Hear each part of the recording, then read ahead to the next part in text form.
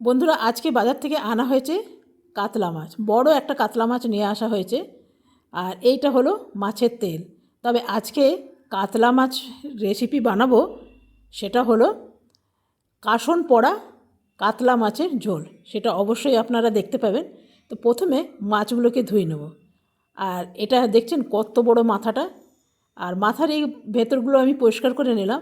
আর ভেতরের এই যে কানকোগুলো, এগুলো আমার খাবে বেড়াল। তেলটাও পরিষ্কার করে নিলাম। তেলটা খুব সুন্দর, জানেন, এই তেলটা ঝাল ঝাল করে বানাবো। তবে এগুলো আগে বিড়ালকে দিয়ে আসি। মাছটা এখনও ধোয়া শেষ হয়নি। বিড়ালটা মাছের গন্ধ পেয়ে ম্যাও ম্যাও করা এমন শুরু করেছিল না, ওই জন্য ওকে ওকে আগে দিয়ে দিলাম। আর মাছটাও ধোয়া আমার হয়ে গেছে। আর একটু ভালো করে ধুয়ে নেব। যত বেশি ভালো করে মাছ ধোয়া হবে তত কিন্তু খেতে মিষ্টি হয়।